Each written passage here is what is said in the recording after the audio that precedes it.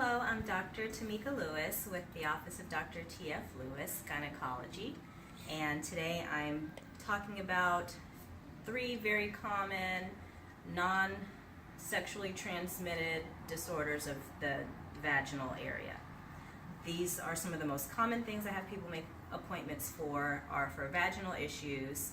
Not every vaginal issue is related to an STD or a sexually transmitted infection, and those are some of the things that I'm going to be talking about today.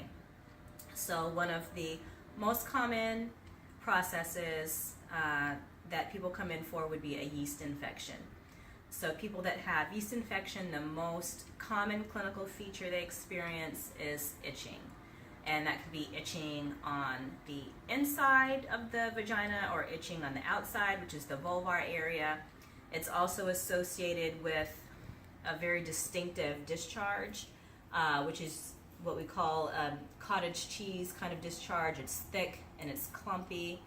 It usually doesn't have an odor with it, but it's very irritating and uncomfortable. Some people also have dysuria, which is burning with urination, and just a lot of inflammation, again with very minimal odor. There are a lot of things that can predispose people to having yeast infections, such as diabetes. People that have diabetes are at increased risk for yeast infections. People with high circulating levels of estrogen, so people that are on high-dose birth control pills or estrogen replacement in menopause. People that have recently underwent antibiotic therapy, because that can kill off your good bacteria and allow other kinds of things to start to grow. Also immunosuppression, people with suppressed immune systems, especially people with things like HIV or other things that can suppress your immune system. And then contraceptive devices like sponges and diaphragms. Any kind of foreign body that's on the inside of the vagina can predispose you to being susceptible more to yeast. The treatment is very easy. You know, there are some over-the-counter things that people can try, but there's also prescription medication that's just you take one pill and you're done. That's easily solved with a visit to the doctor's office to get a prescription for an antifungal that can get rid of the yeast. So if you have, cottage cheese, thick discharge with a lot of itching, don't worry. Most of the time it's yeast and not any kind of STD. Another thing that's very common that's a vaginal complaint that's not sexually transmitted is something called bacterial vaginosis. A lot of times we'll just call it BV for short, and that's caused by a bacteria called Gardnerella vaginalis in most cases. And the features for bacterial vaginosis is a very thin, prolific discharge that has a distinctive odor. It's generally described as a fishy odor. So if you have that kind of an odor and a thin, really copious, a lot of discharge, usually that's due to bacterial vaginosis. So again, don't worry about it. That's something that can easily be treated with an antibiotic on an outpatient basis, and it pretty much always solves the problem. Again, it's not an STD. However, in this case, the most common risk factor is sexual activity. You don't get BV if you're not sexually active. So the more you have intercourse, the more likely you are to get BV, and it's thought to be more of an issue with pH balance. Another risk factor is smoking, and smoking is pretty much a risk factor for everything. It's also more prevalent in women who are intimate with other women. For some reason, there's a higher prevalence of bacterial vaginosis in this category.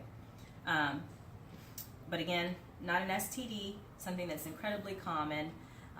In most people, up to 75% of people, it's asymptomatic, and people don't even know they have it at all until they go to the doctor for their well woman exam, or it comes back incidentally as a finding on a pap smear. But when there are symptoms, generally it's discharge and an odor, and those are primarily the two things that we see with that. Thirdly, the last thing I wanted to mention are Bartholin gland cysts, and those are cysts. They're usually pretty big cysts that could be on the inside or the outside, usually in the labial area at the entrance to the vagina, and they're soft, kind of fluctuant masses. Generally, they're painless unless they get infected. A lot of the times, these cysts cause no issues at all, and you can do things like warm compresses at home, and they'll subside on their own, but occasionally they'll get infected and they can become incredibly painful, incredibly sore, tender to the touch, red and inflamed, and can be really problematic. If that happens and it gets infected, then you'll want to come into the doctor.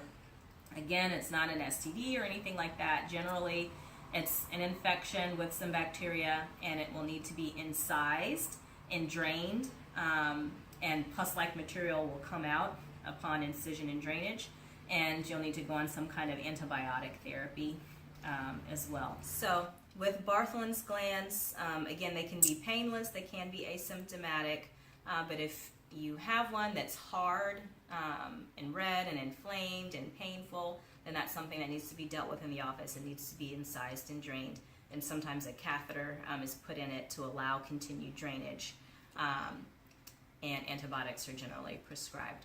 So those are three of the most common vaginal complaints that people have: yeast, bacterial vaginosis, and Bartholin's gland cysts.